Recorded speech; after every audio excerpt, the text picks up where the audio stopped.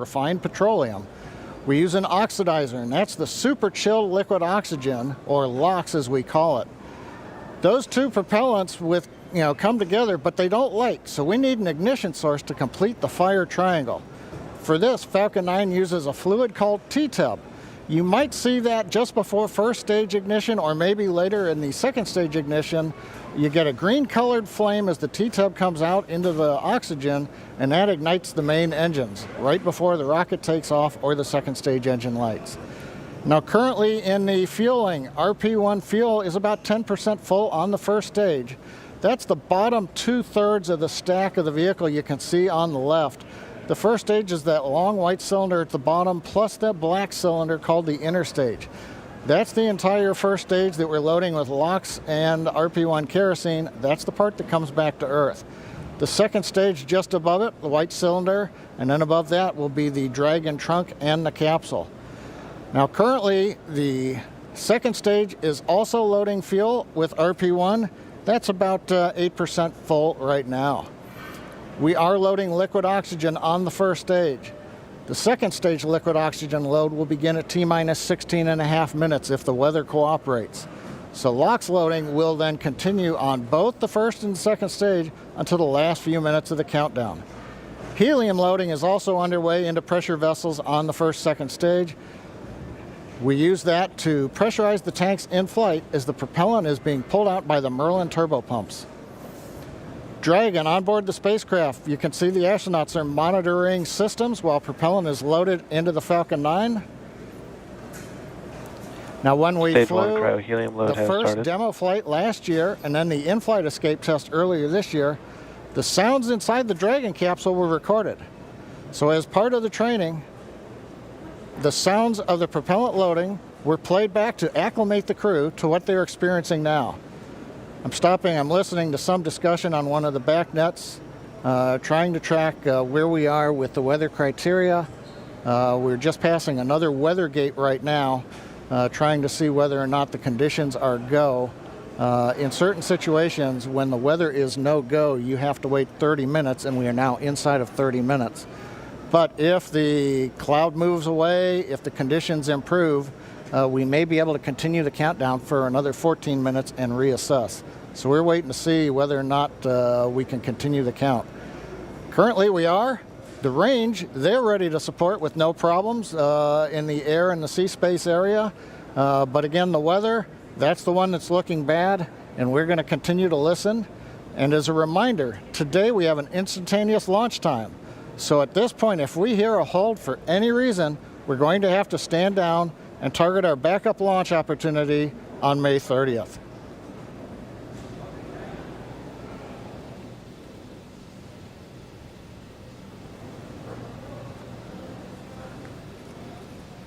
For Demo 2, Bob and Doug's flight to station will take about 19 hours, and their journey is fairly similar to the trip our cargo Dragon makes back and forth to the International Space Station, with two noticeable differences: docking and splashdown. As we await T-minus 0 in just a little over 28 minutes from now, ground operations teams just doing those final series of system checks, making sure both Dragon and Falcon 9 are ready for liftoff, and really keeping an eye on that weather. And you're just continuing to get live views of the teams. You've got Falcon 9 and Dragon on your left, and then Bob and Doug on the right as they prepare at the Cape for liftoff. Once we hit T0 and a successful launch occurs, we will watch Falcon 9 and Dragon make their ascent until Falcon 9 and first and second stages separate and send Dragon on its way to the space station. And once it gets on orbit, mission operators will prepare Dragon for on-orbit operations, where Dragon will execute a series of burns that are going to gradually raise its orbit to align more closely with the International Space Station.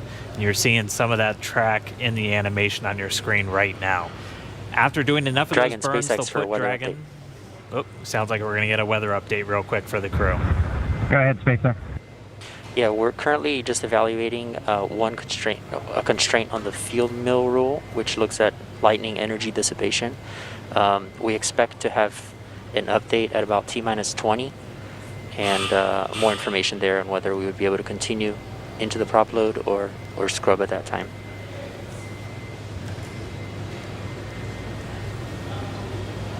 Okay, Jay, thanks for the update. We appreciate it. Copy. So I'll give you some more words in about 6 minutes. Okay, so it sounds like we're going to Dragon find Cap. out in about 6 minutes if we're going to have enough time. And John, I was referring to a couple of those weather situations where we have to have a certain amount of time. In this case, with the field mills, about 15 minutes. So they have until about 16 minutes and 30 seconds to really make sure that we're going to have enough time for that to dissipate. So we're going to be listening for that weather update in just a couple of minutes, but it is going to be a pretty interesting trip uphill for them once they actually get on orbit.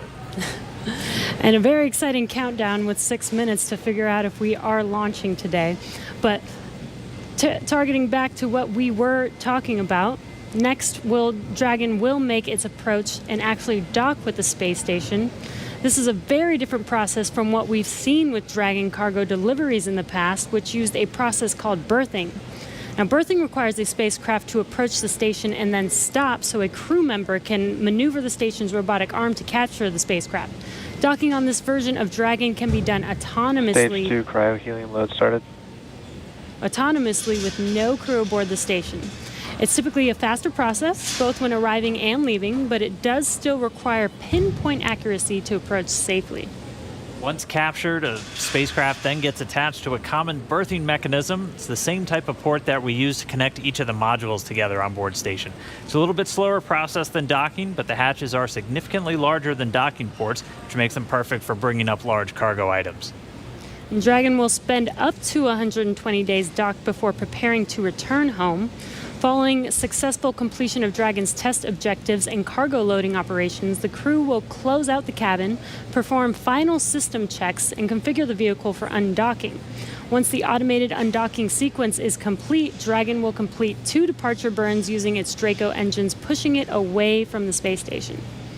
And then after Dragon departs the station, it's ready for its trip home. And that'll have deorbit entry and landing and a number of other operations. If you're looking at this animation, it might look like we're playing the one we played originally in reverse, because that's kind of how it goes, but just a little bit quicker.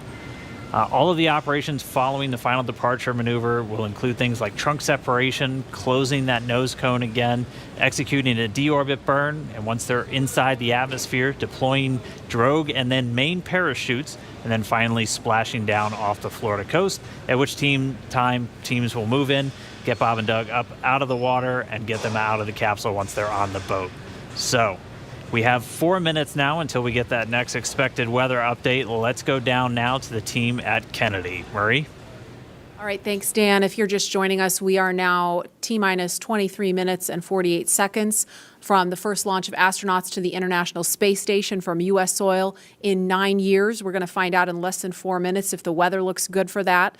And this will mark the beginning of a new era where more people will be able to fly to space than ever before. In fact, we took a poll a little bit earlier to ask you if you had the opportunity to fly to space, would you go? And 86% of those of you watching answered that you would go to space.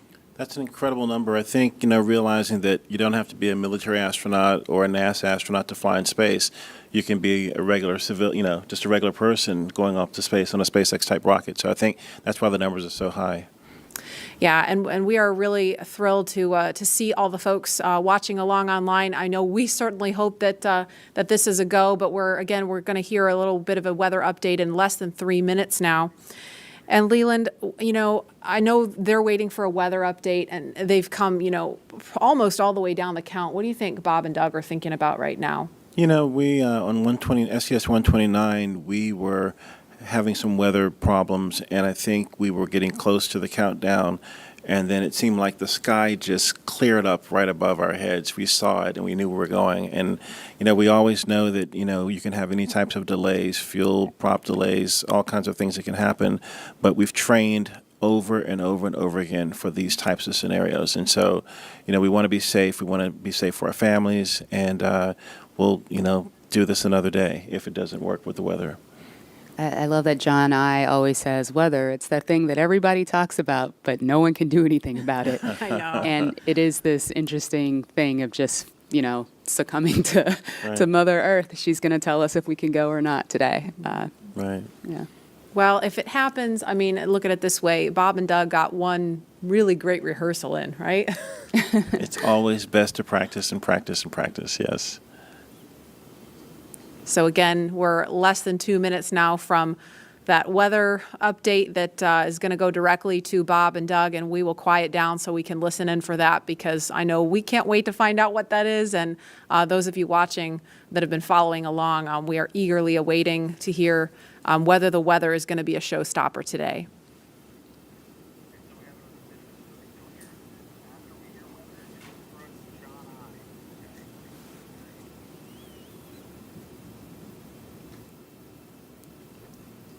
These clouds can seem really deceiving at times, right? You see the blue skies peeking through and you think everything's fine, but you just don't know. That's why we have those launch weather officers. Absolutely. And I know, we've talked about it before, but it's not just the weather in Florida that they're looking at. They've got to look at weather downrange if they...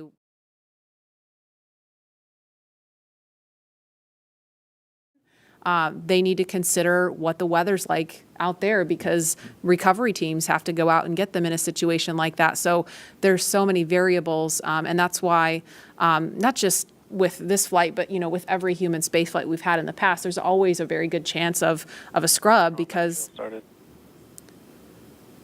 you do have so much criteria that you have to meet. And we're going to listen in now. We're just seconds away from a weather update. Stage 2, RP1 load complete.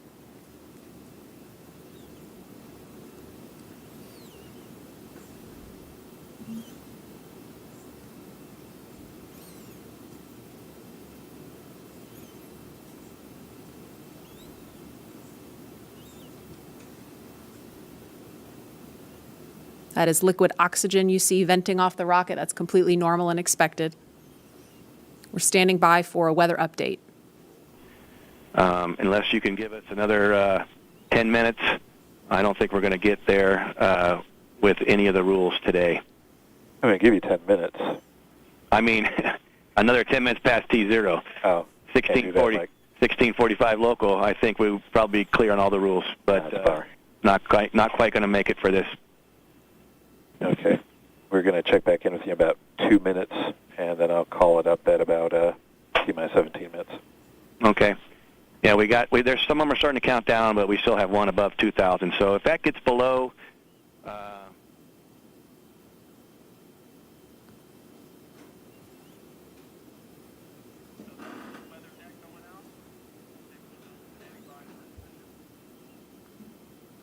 And that didn't sound great right there. That was the weather net going out, but we're still standing by for a final decision.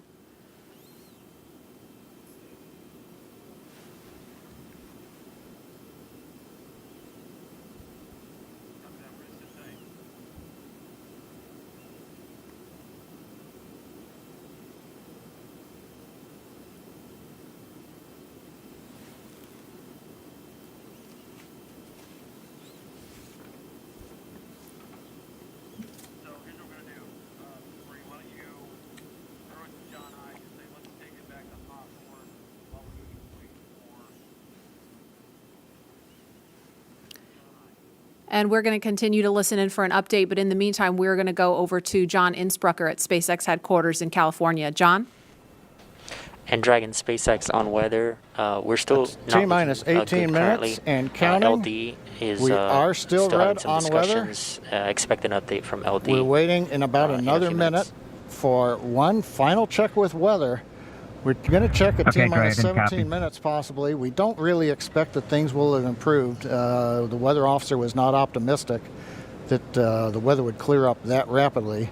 We did hear the launch director, Mike Taylor, joke that, if we could move 10 more minutes past the T0, weather conditions may improve, but Mike was not able to do that. We have an instantaneous window today. So at 17 minutes, we want to make that call, because shortly after that, we will begin loading liquid oxygen onto the second stage. So if we're not going to have the opportunity to launch, if the clock's going to run out, stand by. We continue to violate a couple different weather rules that we now do not expect to clear in time to allow for a launch today. We go ahead and end today's launch attempt. Launch control would end the launch auto sequence and proceed into the launch abort auto sequence, please. Launch abort has started.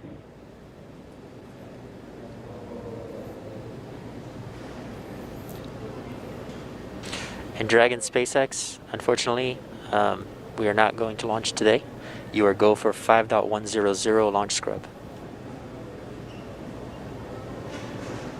5.100. It was a good effort by the teams, and we understand, and we'll meet you there. Copy all.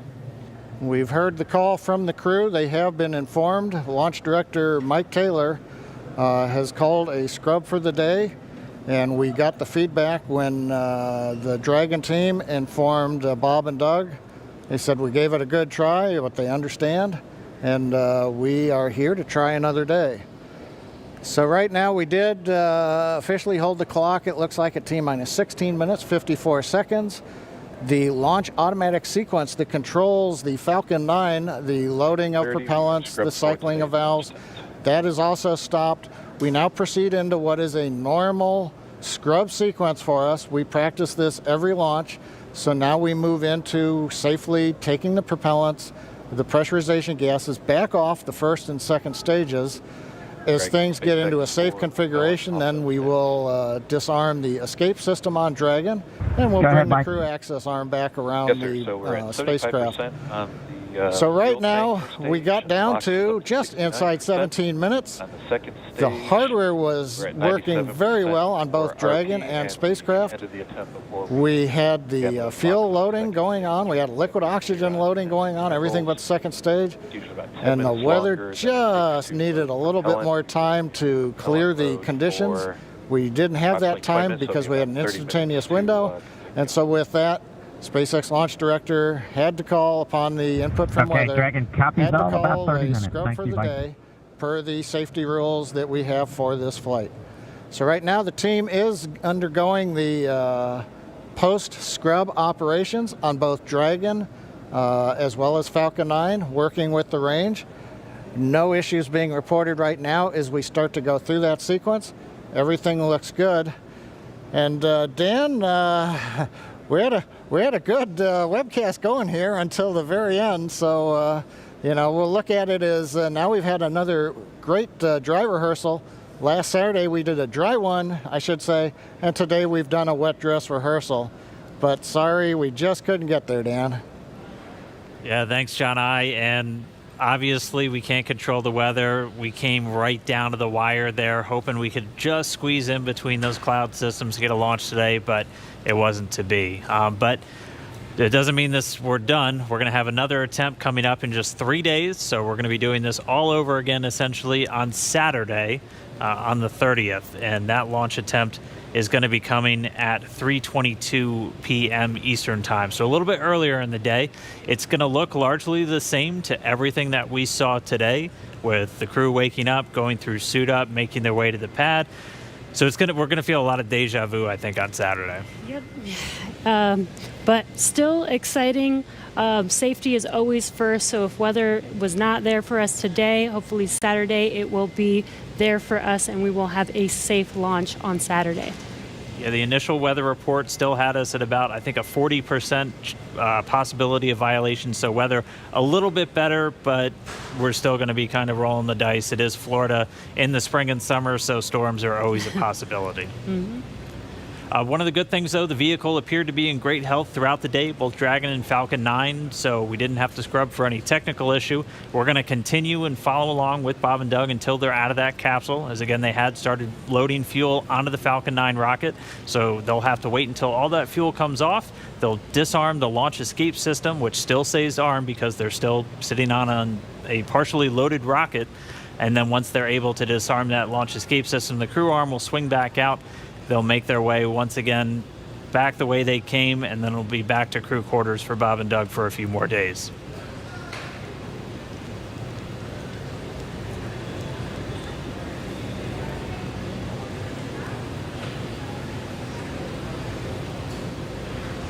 But if you're just now tuning in, wondering why we're not still counting down, we did have a launch scrub today. We were just a little under Stage 17 1 LOX minutes. and fuel flow rates are nominal for offload.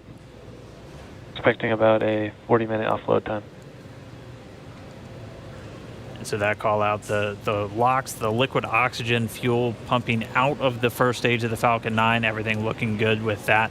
Expecting about 40 minutes for all that fuel to come off. So again, once that fuel comes off, Bob and Doug will be able to disarm the launch escape system, and that crew access arm will swing back out. They'll be able to make their way back down and then over to crew quarters. So unfortunate scrub today because of weather. That was the one thing we were tracking from the moment we started today, watching Bob and Doug get suited up for their launch. We did abort today's launch, or scrub today's launch, with a little under 17 minutes to go until our T0 time, which was 4:33. So that's going to move us to our next attempt, which is coming up on Saturday, and that time is going to be 3:22 p.m. Eastern time, so a little bit earlier in the day for Bob and Doug and for everybody else watching around the world.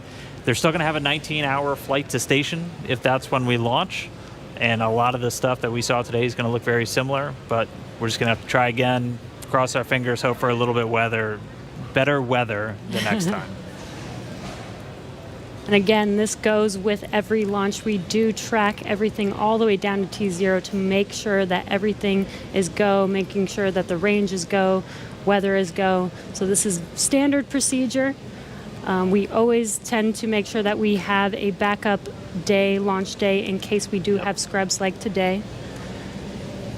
So this is pretty normal and standard. Nothing to be worried about. Again, we do this for the safety of our vehicles, as well as today we had astronauts on our vehicle. So even bigger reason for us to make sure that we have safe weather for them to fly.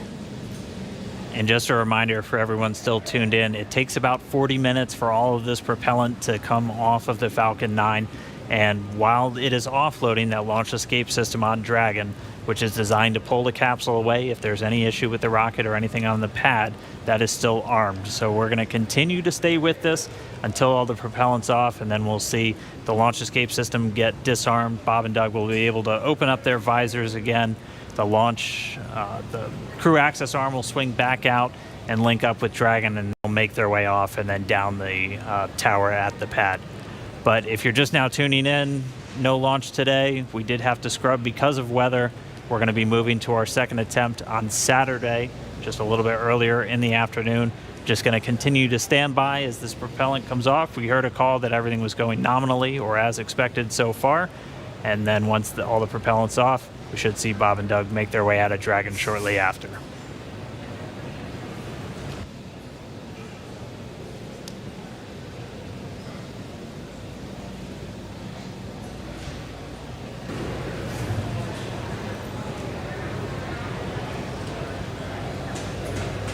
And what you're seeing on your screen is a live view of Bob and Doug on the right side inside of Dragon as they're waiting for propellant to be removed from the vehicle so that it is safe for them to disarm the launch escape system.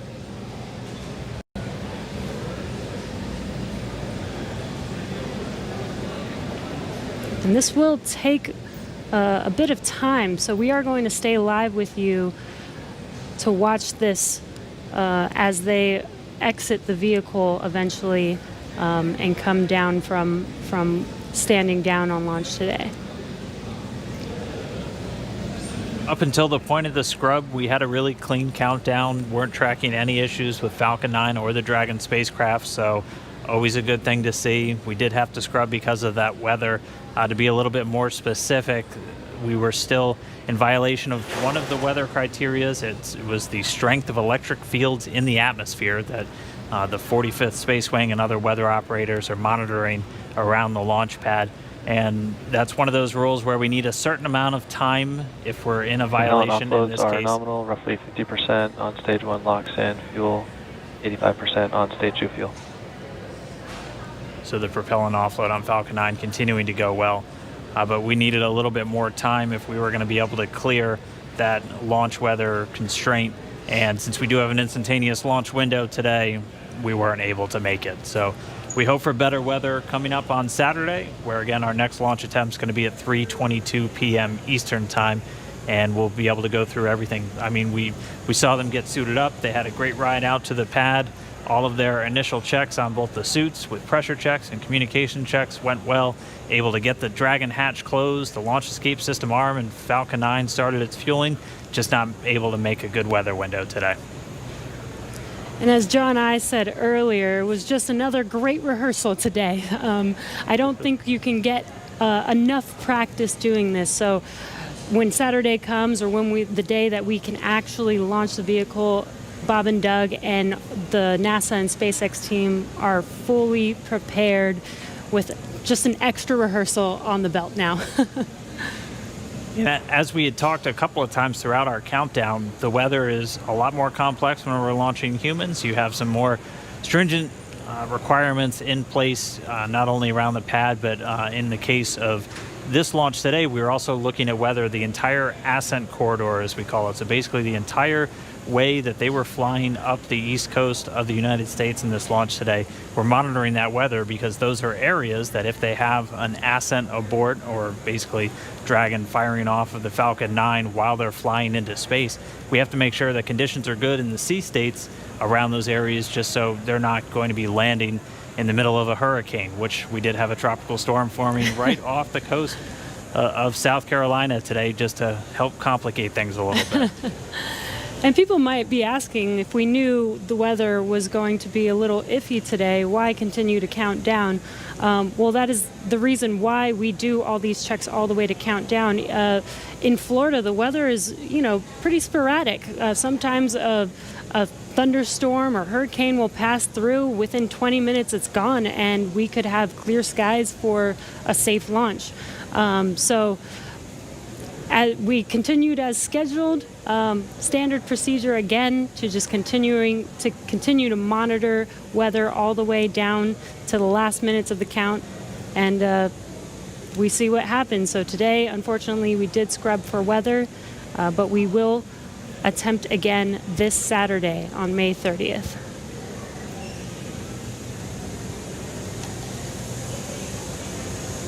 And Dan, Jesse, a couple of things to add on there. Right now we are 11 minutes after the scrub was called. Liquid oxygen and fuel are coming off of the first stage. Hard to tell from the view. It's still a little misty around the tank because there's locks on board. But we're between half and a third of each of the fuel and LOX tanks filled on the first stage. So propellant coming out right per plan. The second stage fuel tank is offloading. That's going slower, but it's also a smaller tank. It doesn't take very long to either load it or to offload it. The other thing that we're working on is the high pressure helium spheres, as well as the nitrogen spheres for the landing leg system. The pressure will be brought down on those, eventually getting it down low enough to where people can re-enter the pad area. So right now the team is preparing, once they get a permission, the SpaceX ingress-egress technician team will come back inside the caution area around the pad, make their way up when conditions are right, open up the hatch and assist the astronauts out of the Dragon. I'd like to point out that for those who are wondering whether or not, having gone through this, putting propellant, pressurization gases on, getting fairly close to launch, whether that has done anything to wear out the Falcon 9 or the Dragon, the answer is no. If you can recall, the Falcon 9's designed for at least 10 flights, and about time we get up to a 10th flight, we'll be doing testing to find that we probably got enough margin to keep flying. So this is the very first flight of a new first stage and a new second stage. So we haven't even gotten through the first flight. And in all of our margin calculations, we also take into account the fact that we may scrub a launch. So even today's operation, where we have pressurized and we have stressed the vehicle a little bit, that's taken into account in our design and our qualification testing. The other good thing is that the most stressing part of the flight for the Falcon 9 on the first stage is the re-entry. So we didn't even get through that. So we're sitting here on the pad. It's a fairly straightforward situation and not stressing on the Falcon 9. And on the Dragon spacecraft, with the human rating factors to carry crew, there is enough factors of safety, margins of safety, redundancy, that just having 2 people on board and closing the hatch and even pressurizing the propellant system does not eat into the margins of the offloads vehicle continue nominally, 30% on stage 1 So launch, right now 35% everything's continuing to stage 1 offload. fuel. The automatic sequences that we use routinely, both at the launch sites, Kennedy Space Center, Cape Canaveral, even Vandenberg Air Force Base, as well as in our Texas test site for first and second stage. Those sequences are running. Propellant is coming off of the vehicle per plan. And we see Bob and Doug up in the Dragon spacecraft, just waiting when we can get up there, open the hatch, and help them egress and come on back down the tower. And the other thought I had, Dan and Jesse, is right now we are coming up on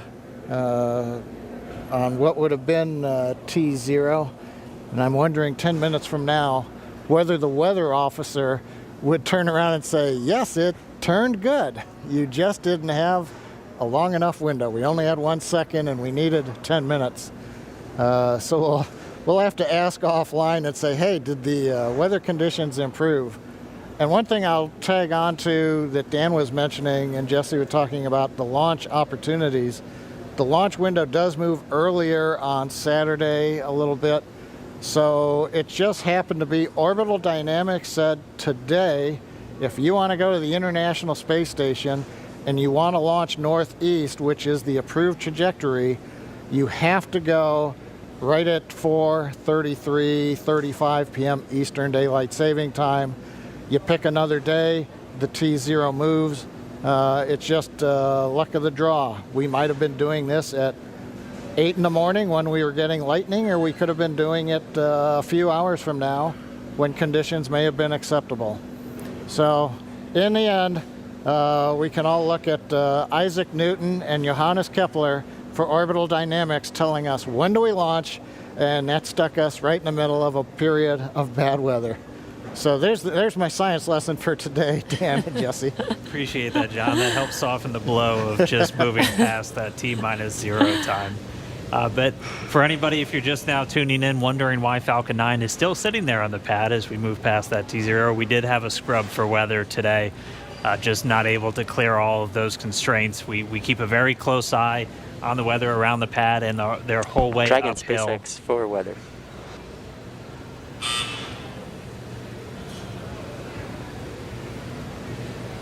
Right now, Bob and Doug are still inside of Dragon, Dragon. go ahead for weather. Yeah, I just wanted to give you some more words on the scrub rationale. Yeah, so we basically scrubbed due to 3 rules that we were violating. All 3 would have been expected to clear 10 minutes after our T0 time. And those 3 were natural lightning, the field mills, and the attached anvil.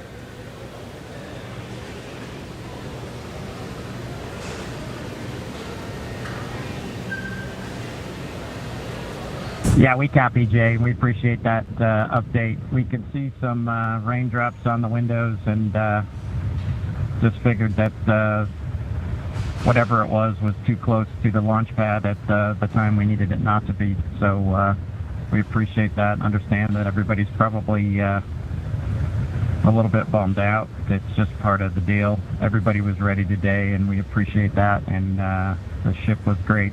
And we'll do it again, I think, on Saturday. Copy all. And yeah, we concur. And appreciate your resilience sitting there in the vehicle for us. We got the easy job. Nothing better than being prime crew on a new spaceship.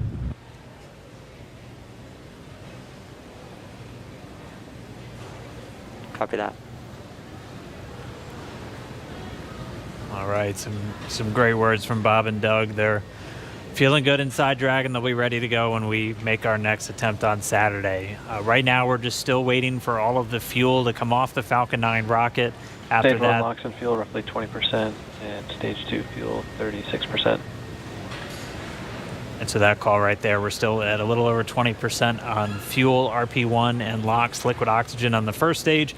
and then at about 26% on RP1 on that second stage. So again, it takes about 40 minutes once the process starts, so we should have right around 30 minutes or so until all that fuel's off. And then the crew will get to go to disarm the launch escape system. We'll see that crew access arm swing back into place, and they can begin to egress or get out of the Dragon spacecraft. And you heard it live, that weather update of what we violated. We were just 10 minutes off, unfortunately, but again, today was an instantaneous launch. And as John explained, it's due to the orbital mechanics and making sure that at the time we launch, it will allow us to get to the space station on time and accurately. So you can see on your right screen, Bob and Doug are patiently waiting. They do still have their visors on and still strapped into their seats. The launch escape system is still armed right now as we are offloading fuel, and will not disarm until prop offload is complete. And this is just to ensure the safety of Bob and Doug and make sure that they can egress safely from the rocket.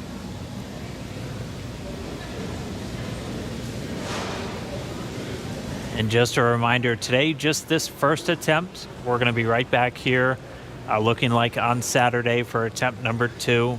Launch America is not going anywhere. still on the track to get Bob and Doug into space, get this Crew Dragon up to the International Space Station. So it's always good. If you're going to scrub, probably rather scrub for weather than an issue on either Falcon 9 or Dragon. And we weren't tracking any issues with the flight systems throughout our countdown today. Everything passed with leak checks on the hatches and the crew suits. All the communications working great. All the teams were ready to go. So as John and I said, always nice to have a little bit more practice, and we'll be right back at it on Saturday. What would this launch be if it wasn't even more exciting to try and launch today, and now we have to push it to Saturday? Really got to build the suspense. Yes. So. Hey, Dan and Jesse. Another thought crossed my mind while I'm watching the diagram here showing fuel is just about off. First and second stage, we're down.